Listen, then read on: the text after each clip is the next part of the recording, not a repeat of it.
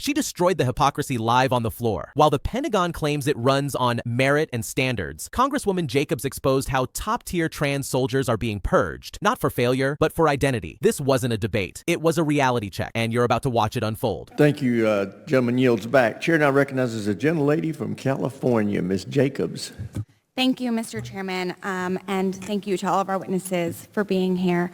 Secretary Hegseth, as you probably know, today is National Women's Veterans Day, and in your confirmation hearing and in subsequent conversations, you've said, and I'm quoting you now, women in our military have and continue to make amazing contributions across all aspects of our battlefield, and that women were some of the best soldiers you served with. Do you still stand by those statements?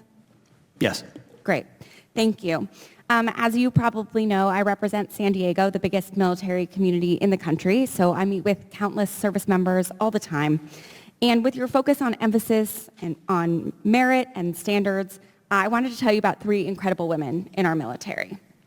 So the first woman is a major responsible for advanced collective warfighting training. Her officer evaluation report rates her as most qualified. And some of the comments included are, and I'm quoting now, she lives the Army values and demonstrates the warrior ethos daily. She rates within the top 5% of officers I've encountered in 18 years of military service. The second woman is an aviator with a record of over 50 combat missions, including deployments to Iraq and Afghanistan. 2 quotes from her most recent fitness report in April include, quoting again, "People excel under her leadership, and she has my strongest possible recommendation for promotion." The third woman is an instructor for an Army ROTC battalion. According to her evaluation report, her overall performance was rated at far exceeds standards, and the comments include, she is undoubtedly within the top 5% of non-commissioned officers I've worked with in my 22 years of service. Given their stellar qualifications and accomplishments and their record of surpassing standards, I assume that you agree that the Pentagon and the services should do everything they can to retain women like these, correct? I would commend the major, the aviator, and the instructor for their service. Great. I'm glad you agree because I also believe we should be recruiting and retaining the very best and brightest in our country to serve in the military. And yet, you are actually kicking out these 3 highly qualified service members solely because of their identity. These are trans women. And you are using the very same arguments that have been used against desegregating the military or allowing women to serve or allowing gay people to serve. And in all those cases, those arguments were wrong. So I think it's clear that this is actually not about standards or, and I'm quoting you again, an equal, unwavering, gender-neutral, merit-based system, because if it were, you would be keeping these women in. Instead, you are the one injecting culture wars into the military, and it's at the detriment of our military readiness and national security. Now, General Kane, I'd like to turn to you. So to be clear, these are men who think they're women. These are women. I'm happy to educate you on, But these are men, on trans and so issues at another what we've time. identified is that there's mental health issues with that belief system. I'd like to turn to General are Kane detrimental now. to readiness, and that's the determination that we've made and that we stand behind. Gender dysphoria. And so you creates don't complications. trust your commanding officers to be able to evaluate the people under them to decide if that were true, wouldn't that show up in their fit reps? And yet these fit reps are from the last 3 months, and all of their commanding officers say that they exceed standards. I'm turning to General Kane now. General Kane, I'd like to touch on something you said yesterday before the Senate Appropriations Committee. When asked whether the United States is under a foreign invasion, you said, at this point in time, I don't see any foreign state-sponsored folks invading. Despite that testimony, 2,000 National Guard troops have been federalized and deployed to Los Angeles, and 700 Marines from my community of Southern California are now on the ground there as well. And on Tuesday, President Trump, flanked by hundreds of uniformed troops, said they are there, said this is the reason they are there. They are there, I'm quoting now.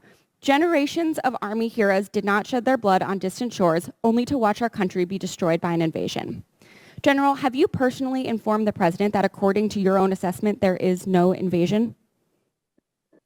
Ma'am, first, the definition of an invasion, whether or not that's a policy, that's really a policy decision. And, from a military-only perspective, I stand by what I said yesterday. But my advice to the president in any particular matter from a security standpoint, or for the secretary for that matter, I keep that between them. I understand that, but the highest ranking military advisor in the country does not believe there is an invasion, and yet the President of the United States is federalizing the National Guard and Gentlelady's time's expired. in the name of an Gentlelady's time's expired. What you just witnessed was a masterclass in accountability. Congresswoman Sara Jacobs didn't just ask questions, she unraveled an entire facade. The military brass came in with their scripted lines about merit, readiness, and standards. But what they didn't expect was to be handed their own data, their own words, and then cornered with undeniable truth. 3 women, all decorated, all recently evaluated, all outperforming peers by a massive margin, and all being discharged because they're transgender. Let that sink in. This wasn't about policy. This was about prejudice dressed in uniform. The military claims to value excellence, but here, excellence was punished. Why? Because the identity of these service members challenged a manufactured culture war narrative. Congresswoman Jacobs didn't just question them, she forced the system to look in the mirror. She exposed the recycled excuses, the same arguments once used to deny black soldiers, to block women,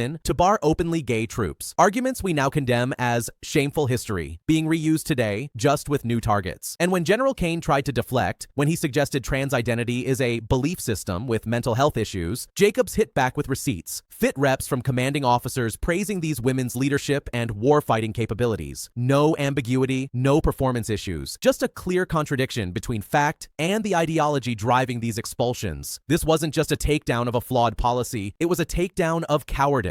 A takedown of the kind of institutional gaslighting that tells us it's about readiness, when it's really about fear of difference. Ask yourself, how many great soldiers have we lost not because they failed us, but because we failed them? How can we claim to be the land of the free when those fighting to protect it aren't free to live authentically? And what kind of leadership hides behind vague definitions of invasion while mobilizing thousands of troops for political theater? This hearing didn't just show a policy gap, it showed a moral chasm, one where courage and truth stand on one side and outdated discrimination, cloaked in camouflage, stands on the other. This moment matters because these brave trans women aren't just defending a country, they're defending the idea of what this country could be, one that truly lives up to the values it claims to serve. We can't stay silent. We can't pretend this is business as usual. So share this video, shine a light where they want shadows. Subscribe to stay loud, stay informed, and stay unyielding. Because no one is above the Constitution, and no soldier who excels should ever be discarded for who they are. She destroyed the hypocrisy live on the floor. While the Pentagon claims it runs on merit and standards, Congresswoman Jacobs exposed how top-tier trans soldiers are being purged, not for failure, but for identity. This wasn't a debate. It was a reality check, and you're about to watch it unfold.